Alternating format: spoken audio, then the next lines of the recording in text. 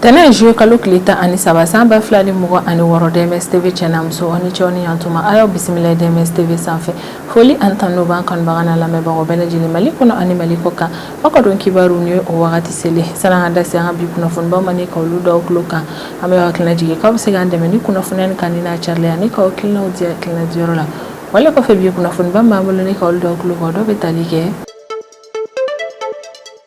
ama wagati mina ina fɔ ko bi a bɛ na fɔ min yɛrɛ kɔni Mali ale ni Algérie yɛrɛ kɔni k'olu bɛ ka bɛnkan sɔrɔ ka fɔ ɲɔgɔn ɲɛna ka da kan ina fɔ bɛɛ lajɛlen b'a kalama cogo min a bɛ kalo caman yɛrɛ kɔni bɔ min yɛrɛ kɔni Mali ale ni Algérie yɛrɛ kɔni olu kɔdonnen yɛrɛ kɔni kun don ɲɔgɔn ma k'o dabɔ Mali yɛrɛ kɔni ka drone dɔ gosili yɛrɛ kɔni na min kɛra Algérie fintigilakaw yɛrɛ kɔni fɛ o ko hukumu yɛrɛ de kɔni na jamana fila ni yɛrɛ kɔni kun kɔdonna ɲɔgɔn ma nka an y'a ye k'a fɔ ko juma tɛmɛnen juillet kalo tile 10 san 2026 min yɛrɛ kɔni Mali gouvernement ma yɛrɛ kɔni olu bɔra ne ka communiqué kɛ communiqué min kɔnɔ bɛ laseli yɛrɛ kɔni kɛ ko min yɛrɛ kɔni Mali ka lasigiden bɛ Algérie jamana kɔnɔ na ko bɛna segin ka taa ka baara la nin yɔrɔ kofɔlen na ko min yɛrɛ kɔni fɛnɛ Mali sanfɛla k'ale dayɛlɛlen don Algérie ka pankuru bɛɛ lajɛlen fɛ pankuru minnu bɛ bɔ Algérie ni kana Mali jamana kɔnɔ na walima pankuru minnu bɛ bɔ Mali jamana kɔnɔ ni ka taa se Algérie jamana yɛrɛ kɔni kɔnɔ na ko min yɛrɛ kɔni Mali sanfɛla k'a dayɛlɛlen don pankuru ninnu bɛɛ lajɛlen an bɛ wagati min na i n'a fɔ ko bi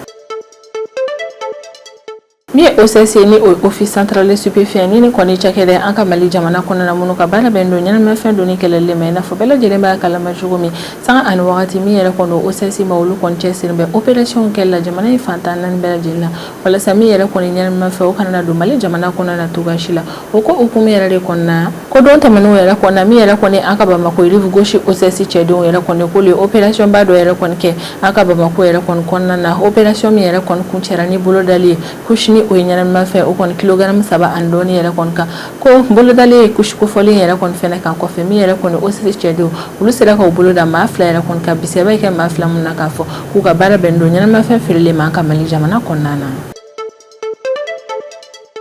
juma tɛmɛnen juillet kalo tile 10 san 2026 o kun ye conseil des ministres an ka Mali jamana kɔnɔna na ka sanga ni o conseil des ministres min yɛrɛ kɔni an ka Mali kɛnɛya ko ministre ni o colonel Assamba Diallo Touré ale kɔni bɛ an ka jamanaw yɛrɛ kɔni ministre la kunnafoniya jamana situation épidémiologique yɛrɛ kɔni ko la o ko hukumu yɛrɛ de kɔnɔna min yɛrɛ kɔni an ka kɛnɛya ko ministre ale kɔni y'a yira k'a fɔ k'an bɛ wagati min na i n'a fɔ ko bi ko min yɛrɛ kɔni dengue bana ka ye k'o kɔni bɛ ka caya kosɛbɛ an ka Mali jamana yɛrɛ kɔni kɔnɔna na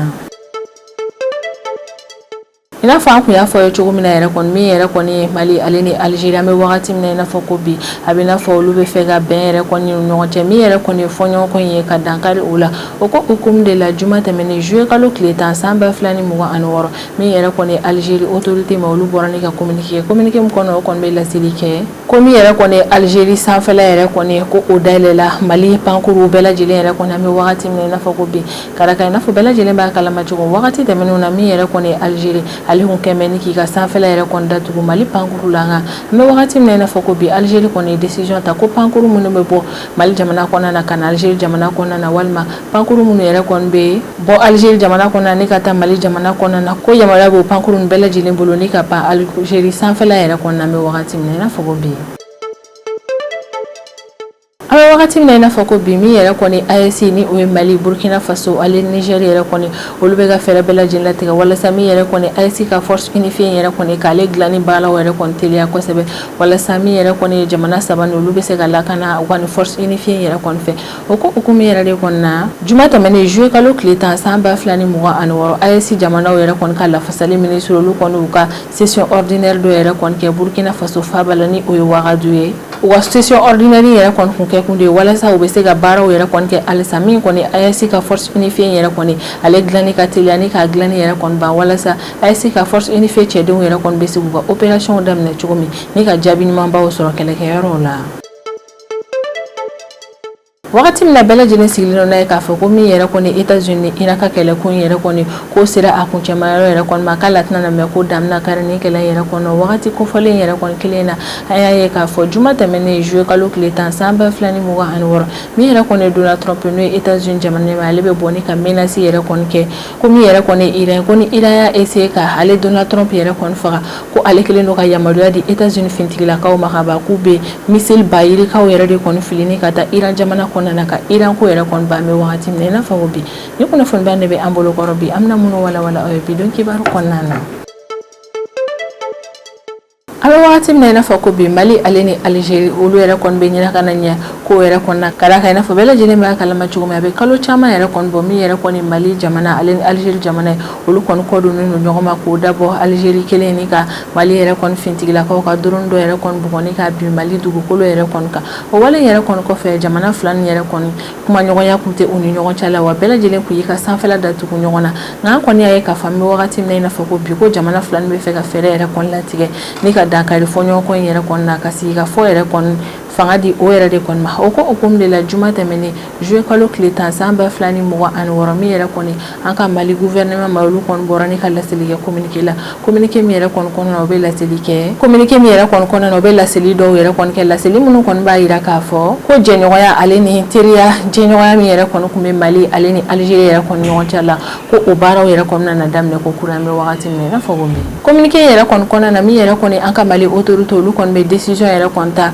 ko Mali ka lasigiden min yɛrɛ kɔni kun bɛ Algérie jamana yɛrɛ kɔni kɔnɔna ni fɔɲɔgɔnkɔ in yɛrɛ kɔni kun sababuya la lasigiden kun bɛ an ka Mali jamana kɔnɔna an bɛ wagati min na i n'a fɔ ko bi ko min yɛrɛ kɔni ni lasigiden ko fɔlen ye k'ale bɛna lasigi ni ka taa Algérie jamana kɔnɔna walasa ka se ka baaraw kɛ Mali autorité filɛ ni ka décision min yɛrɛ kɔni ta o kɔni nana kɛ sababu ye ni min yɛrɛ kɔni Algérie ale ni Mali jamana yɛrɛ kɔni ka olu ka jɛɲɔgɔnya tɔw yɛrɛ kɔni bila i n'a fɔ kɔrɔlen a kun bɛ cogo min na de an ka Mali autorité ma dan décision ba in dɔrɔn yɛrɛ kɔni tali ma o décision wɛrɛw yɛrɛ kɔni fɛnɛ ta ni o décision na o kɔni y'a yira k'a fɔ ko min yɛrɛ kɔni fɛnɛ ye Mali ka sankolo yɛrɛ kɔni ye k'o dayɛlɛlen don Algérie yɛrɛ kɔni na ko Algérie ka pankuru civil a ka pankuru militaire kan bɛ wagati min na i n'a fɔ ko bi yamaruya bɛ olu bɛɛ lajɛlen bolo ka pan Mali jamana sanfɛla kunna ko Algérie ka pankuru fɛn fɛn yɛrɛ kɔni bɛ yen nɔ ni o bɛna na jigin Mali jamana kɔnɔna na walima Algérie ka pankuru fɛn fɛn yɛrɛ kɔni bɛ yen nɔ k'o kan ka pan Mali sankolo kunna walasa ka se ka taa yɔrɔ wɛrɛ yɛrɛ kɔnɔna ko yamaruya bɛ ninnu bɛɛ lajɛlen bolo ni ka pan Mali sankolo kunna ka d'a kan min yɛrɛ kɔni Mali autorité olu ye décision yɛrɛ kɔni ta ni ka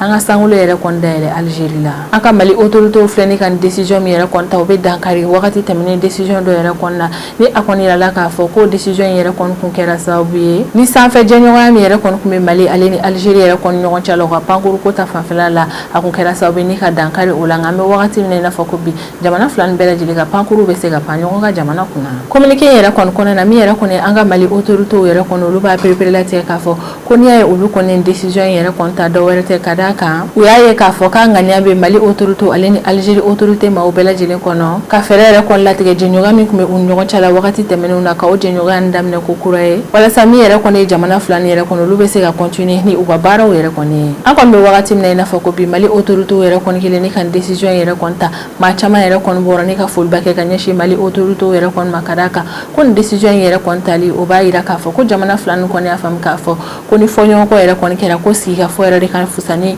décision ba dɔw yɛrɛ kɔni tali an bɛ wagati min na i n'a fɔ ko bi min OCC ni o office central de stupéfiant ni kɔni cakɛda an ka Mali jamana kɔnɔna minnu ka baara bɛn don ɲɛnamafɛn don ni kɛlɛli ma i n'a fɔ bɛɛ lajɛlen b'a kalama cogo min yɛrɛ kɔni OCC cɛ dɔw ye olu kɔni cɛsirin bɛ opération yɛrɛ kɔni kɛli la jamana in fantan naani bɛɛ lajɛlen na walasa min yɛrɛ kɔni ɲɛnamafɛnw ye olu kana don an ka Mali jamana kɔnɔna cogoya si la o ko hukumu yɛrɛ de kɔnɔna dɔw tɛmɛn'o yɛrɛ kɔnɔna ko min yɛrɛ kɔni ye an ka OCC cɛdenw yɛrɛ kɔni olu bolo da ɲɛnaminimafɛn quantité ba dɔ yɛrɛ kɔni kan an ka Bamakɔ kɔnɔna na ni o ye Mali faaba de ye ko araba tɛmɛnen juillet kalo tile 8 san 2026 min yɛrɛ kɔni ye an ka Bamakɔ rive gauche OCC cɛdenw yɛrɛ kɔni ye ni o OCC ɲɛmɔgɔya yɛrɛ kɔni bɛ commissaire Mariam Penda Jabate yɛrɛ de kɔni bolo ko don tɛmɛn'o yɛrɛ kɔni ale ka cɛdenw ye opération ba dɔ yɛrɛ kɔni kɛ opération min yɛrɛ kɔni kɛra sababu n'u sera ka o bolo da couche ni o ye ɲɛnaminimafɛn o kɔni kilogramme 3 ani dɔɔni kan ni a kɔni yirala k'a fɔ ko min yɛrɛ kɔni ni couche kofɔlen yɛrɛ kɔni ale ye ɲɛnaminimafɛn juguman ba dɔ yɛrɛ kɔni min bɛ se ka kɔlɔlɔba yɛrɛ de kɔni se adamaden ka kɛnɛya ko ma ko Bamakɔ rive gauche OCC cɛdenw yɛrɛ kɔni u bolo da ni fɛn kuntaba in yɛrɛ kɔni kan o fɛnɛ tɛmɛlen yɛrɛ kɔni kɔfɛ o sera ka u bolo da maa fila ka bisi a bɛ kɛ maa fila min na k'a fɔ k'u ka baara bɛn don ɲɛnaminimafɛn feereli ma an ka Mali jamana kɔnɔna na ko opération fɔlɔ yɛrɛ kɔni kɛra Jikɔrɔ ni para quartier yɛrɛ kɔni kɔnɔna na ni nin yɔrɔ kofɔlen na min ye OCC cɛdenw ye u sera ka u bolo da cɛ dɔ yɛrɛ kɔni kan a kɔni yala k'a fɔ ko nin cɛ kofɔlen si bɛ san 28 la ko wa moto taxi bolila de don ko wagati min OCC cɛdenw yɛrɛ kɔni bɛ u bolo da ni ma kofɔlen yɛrɛ kɔni kan o y'a sɔrɔ mana dɔ yɛrɛ kɔni tun b'a bolo mana min yɛrɛ kɔni kɔnɔna na couche ni o ye ɲɛnaminimafɛn o kɔni bulu 6 yɛrɛ de kɔni tun bɛ a kɔni yirala k'a fɔ ko min yɛrɛ kɔni ni couche bulu 6 in yɛrɛ kɔni ko ale giriya yɛrɛ kɔni bɛ taa fo kilogramme 3 ani dɔɔni yɛrɛ de kɔni na kabini OCC cɛdenw yɛrɛ kɔni u bolo da ni ma kofɔlen yɛrɛ kɔni kan u kɔni y'a dɔn k'a fɔ ko complice wɛrɛ bɛ maa in yɛrɛ kɔni na ka d'a kan ni kelen tɛ se ka nin baara in yɛrɛ kɔni kɛ o ko hukumu de la OCC cɛdenw yɛrɛ yɛrɛ kɔni continuera sɛgɛsɛgɛli baaraw fɛ sɛgɛsɛgɛli baara minnu yɛrɛ kɔni kɛra o fɛ o kɛra sababu ye ni k'u bila ka taa Sotuba quartier kɔnɔna na u selen Sotuba quartier yɛrɛ kɔni kɔnɔna na min osasi cɛ do olu bolo da maa wɛrɛ kan a la k'a fɔ k'u bolo da maa min kan k'ale kɔni si bɛ san 29 de la wa osasi cɛdenw yɛrɛ kɔni ka kɔrɔfɔla k'u y'u bolo da nin ma kofɔlen min yɛrɛ kɔni kan o kelen k'a minɛ ni ka taa n'a ye u ka yɔrɔw yɛrɛ kɔnɔ u ye ɲininkali minnu tɛ k'a la ko ɲininkali in yɛrɛ kɔni kɔnɔna na ma kofɔlen sɔnna ma k'a fɔ ko kusi bulu wɔɔrɔ min yɛrɛ kɔni nana moto taxi bolila in yɛrɛ kɔni bolo ko ale yɛrɛ de kɔni ta ye o kusi in ye min yɛrɛ kɔni an ka osasi autorité ma olu kɔni y'a yira k'a fɔ ko olu kelen ni ka se ka u bolo da ni kusi quantité ba in yɛrɛ kɔni kan ko kɔni olu kelen ni ka dimi juguba yɛrɛ de kan don ɲɛnaminimafɛn feerebaga mɔgɔw la an ka Mali jamana kɔnɔna na ko wa olu kelen k'u bolo da ni kusi kofɔlen yɛrɛ kɔni kan o bɛ kɛ sababu ye ni ka Mali jamana kɔnɔdenw yɛrɛ kɔni ka lakana yɛrɛ kɔni sabati ni ɲɛnaminimafɛn yɛrɛ kɔni kɔlɔlɔ jugubaw yɛrɛ kɔni ma kala kan n'a fɔ bɛɛ lajɛlen b'a kalama cogo min yɛrɛ kɔni kusi ale ye ɲɛnaminimafɛn jugumanba dɔ ye min yɛrɛ kɔni bɛ se ka kɔlɔlɔba de se an ka kɛnɛyako yɛrɛ kɔni ma min yɛrɛ kɔni osasi cɛ dɔw y'a yira k'a fɔ ko bolodara ni maa fila minnu ka ni opération ni yɛrɛ kɔni senfɛ k'an bɛ wagati min na i n'a fɔ ko bi maa fila ni bɛɛ lajɛlen bilala an ka kiiritigilamaw yɛrɛ kɔni ka bolo kan walasa don n'a nataw la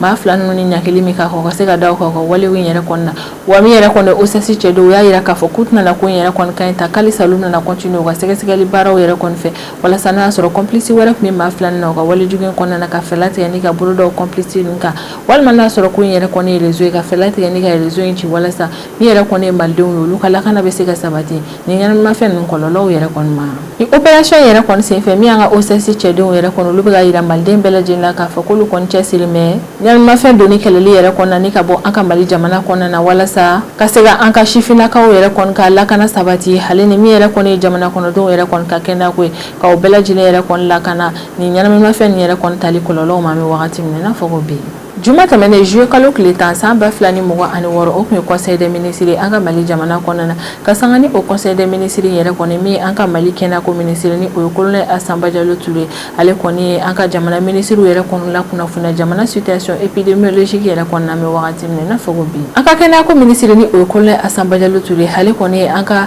jamana ministre yɛrɛ kɔni la kunnafoniya an ka jamana situation épidémiologique min yɛrɛ kɔni na o kɔni y'a yira k'a fɔ ko min yɛrɛ kɔni ye dengue ka yɛrɛ kɔni kan bɛ wagati min na i n'a fɔ ko bi ko kɔni bɛ ka caya an ka Mali jamana kɔnɔna na kɛnɛyako ministre kɔni y'a yira k'a fɔ ko ni ye dɔgɔkun tɛmɛnen dengue ka yɛrɛ kɔni ta ni k'a lajɛ ni ka dɔgɔkun in ta lajɛ k'i bɛ danfaraba ye u ni ɲɔgɔn cɛ la ka d'a kan dɔgɔkun tɛmɛnen yɛrɛ kɔni na ko dengue ka min yɛrɛ kɔni yera o kɔni kuma ca kosɛbɛ ko nka dɔgɔkun yɛrɛ kɔni dengue ka fanga bonyana kosɛbɛ ka sanga ni dengue ka yɛlɛli yɛrɛ kɔni an ka Mali jamana yɛrɛ kɔni kɔnɔna na min an ka Mali furancɛ fanga ɲɛmaa n'o ye son excellence le général d'armée Assimi Goïta ye ale kɔni bɛ wulimada gɛlɛmanba kɛ ni ka ɲɛsin maliden bɛɛ lajɛlen ma k'a b'a wajibiya Mali jamana kɔnɔdenw bɛɛ lajɛlen yɛrɛ kɔni ka conseiller fɛn fɛn yɛrɛ kɔni bɛ jamana in yɛrɛ kɔni kɔnɔna na ale n'i kan ka sanuya baara minnu kɛ i sigida la walasa ka segin n'i ka denbayaw yɛrɛ kɔni tanga ni bana kofɔlen yɛrɛ kɔni ma k'ale b'a wajibiya jamana kɔnɔdenw bɛɛ lajɛlen kan k'o mesure yɛrɛ kɔni labaara walasa n'an ka denbayaw bɛ se ka kisi ni bana in sɔrɔli ma cogo min yɛrɛ kɔni ka Mali gouvernement ma olu bɛ hakili sigi kuma fɔ Mali jamana kɔnɔdenw k'a yira k'a fɔ k'an bɛ wagati min na i n'a fɔ ko bi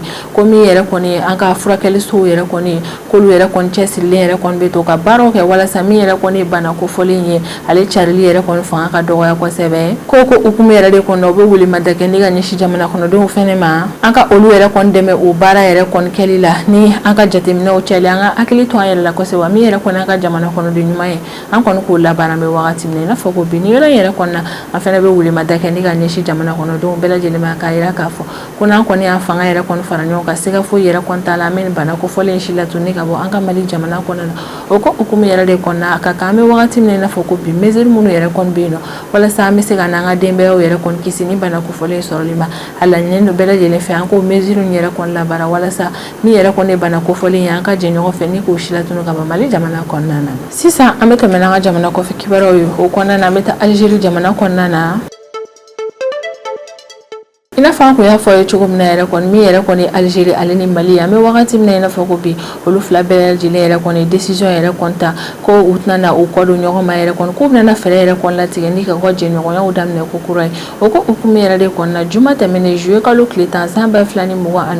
min yɛrɛ kɔni Algérie autorité ma olu bɔra ni ka laseli kɛ ko min yɛrɛ kɔni Algérie an bɛ wagati min na i n'a fɔ ko bi k'ale ka sanfɛla yɛrɛ kɔni dayɛlɛlen don Mali pankuru bɛɛ lajɛlen ye i n'a fɔ bɛɛ lajɛlen b'a kalama cogo min a bɛ kalo caman yɛrɛ kɔni kɔni bɔ Mali ale ni Algérie ka sanfɛla yɛrɛ kɔni datugulen don ɲɔgɔn na ka d'a kan fɔɲɔgɔnkɔ dɔ tɛmɛna jamana fila ni ɲɔgɔn cɛla la fɔɲɔgɔnkɔ min yɛrɛ kɔni sɔrɔla Mali fintigilakaw ka drone dɔ yɛrɛ kɔni gosili de la Algérie ka fintigilakaw yɛrɛ kɔni fɛ ka sanga ni o wale yɛrɛ kɔni jamana fila ni yɛrɛ kɔni kun furugura ɲɔgɔn kɔ fo bɛɛ lajɛlen yɛrɛ kɔni kun y'i ka sanfɛla yɛrɛ kɔni datugu ɲɔgɔn na o ko hukumu de la min yɛrɛ kɔni Algérie ale ye décision yɛrɛ kɔni ta ko an bɛ wagati min na i n'a fɔ ko bi k'ale ka sanfɛla yɛrɛ kɔni dayɛlɛlen don Mali pankuru bɛɛ lajɛlen na ko pankuru minnu yɛrɛ kɔni bɛ bɔ Mali jamana kɔnɔna na ni ka se Algérie jamana kɔnɔna na k'u bɛ se ka pan ko wa pankuru minnu fɛnɛ bɛ bɔ Mali jamana kɔnɔna na ni ka taa yɔrɔ wɛrɛw la n'u kan ka tɛmɛ Algérie sankolo yɛrɛ kɔni fɛ ko basi foyi yɛrɛ kɔni t'a la ko min yɛrɛ kɔni Mali pankuru ye k'u bɛɛ lajɛlen yɛrɛ kɔni bɛ se ka pan Algérie ka sanfɛla yɛrɛ kɔni kunna jamana fila ninnu ka sanfɛlaw yɛrɛ kɔni dayɛlɛli yɛrɛ kɔni ɲɔgɔn na o kɔni bɛ kɛ sababu ye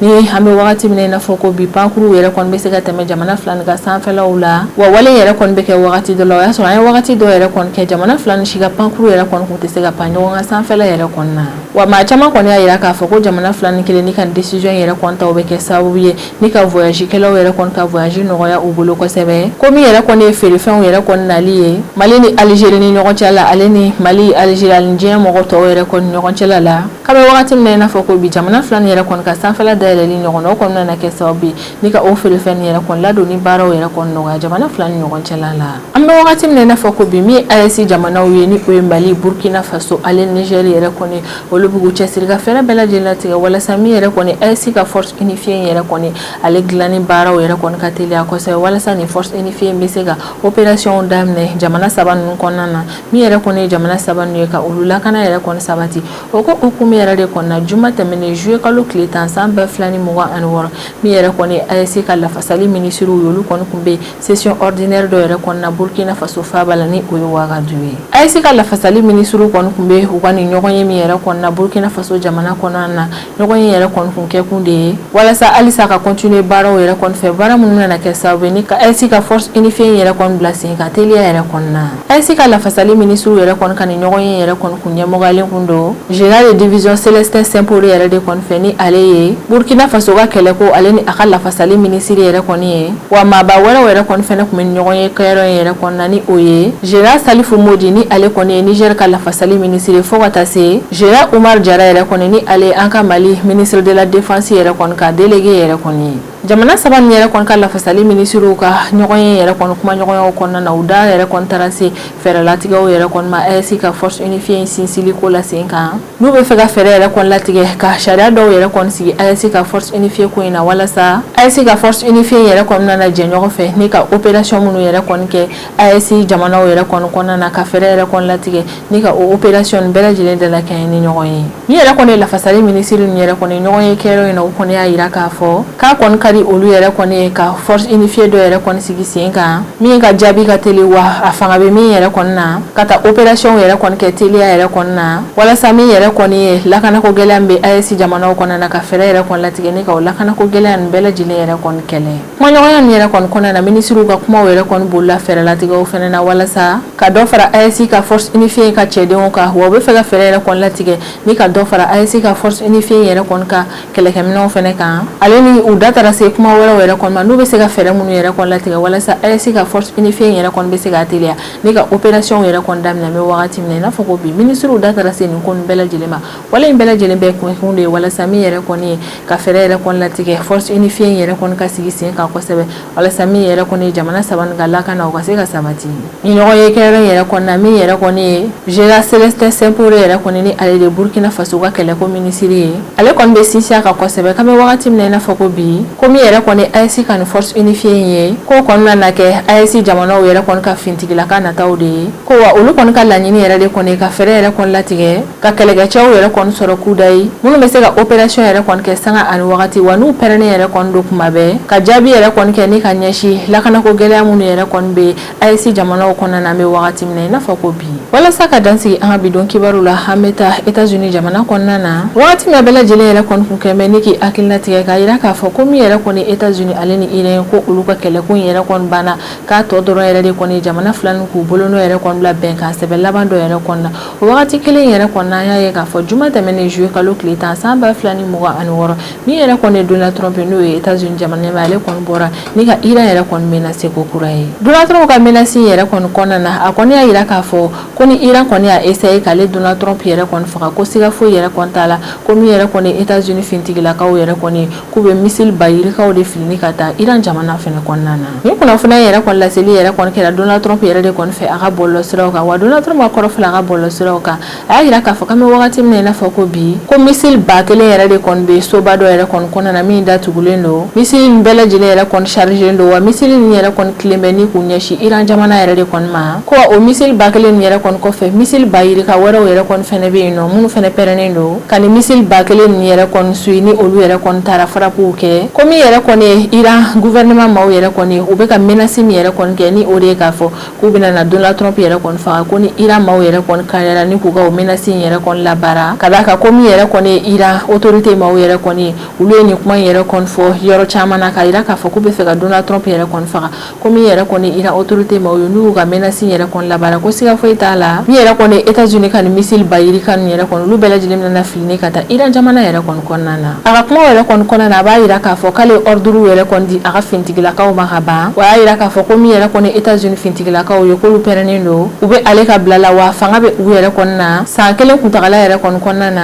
dɔw bɛ se ka fara san kelen yɛrɛ kɔni kan ni a jar'u ye fɛnɛ o san kelen yɛrɛ kɔni kɔnɔna na min ye États-Unis fintigilakaw yɛrɛ kɔni olu pɛrɛnnen yɛrɛ kɔni don ka missile yɛrɛ kɔni fili ka taa Iran jamana kɔnɔna na fo ka Iran région fantan a 4 bɛɛ lajɛlen yɛrɛ kɔni halaki n'i y'a ye Donald Trump ka nin kuma yɛrɛ kɔni lase o y'a sɔrɔ wagati dɔ yɛrɛ kɔni ka kɔn o ɲɛ a kun y'a yira k'a fɔ ko cessez-le-feu min yɛrɛ kɔni kun bɛ États-Unis ale ni Iran yɛrɛ kɔni ɲɔgɔn cɛ la ko cessez-le-feu in yɛrɛ kɔni banna nka o n'a taw ta min yɛrɛ kɔni Donald Trump ale kɔni y'a yira k'a fɔ ko Iran y'a laɲini olu yɛrɛ kɔni fɛ k'u ka continuer négociation yɛrɛ kɔni fɛ ko yɛrɛ de kɔni na an bɛ wagati min na i n'a fɔ ko bi États-Unis ni Iran yɛrɛ kɔni bɛ ka continuer négociation na ko ɲɔtɛ ko cessez-le-feu in yɛrɛ kɔni wagati yɛrɛ kɔni banna min yɛrɛ kɔni Wall Street Journal maaw yɛrɛ kɔni ni o ye kunnafonidiso dɔ ye États-Unis jamana kɔnɔna na don tɛmɛnenw na olu kɔni ko ye laseli kɛ u ka kunnafoniyaw kɔnɔna na k'a yira k'a fɔ ko wagati laban nin yɛrɛ kɔni na ko min yɛrɛ kɔni Israël ye ka renseignement dɔw yɛrɛ kɔni di États-Unis ma renseignement min yɛrɛ kɔni kɔnɔna na Israël b'a yira k'a fɔ k'a bɛ wagati min na i n'a fɔ ko bi ko min yɛrɛ kɔni Iran k'a ye plan kura dɔ yɛrɛ kɔni labɛn plan min yɛrɛ kɔni kɛ kun de ye walasa ka se ka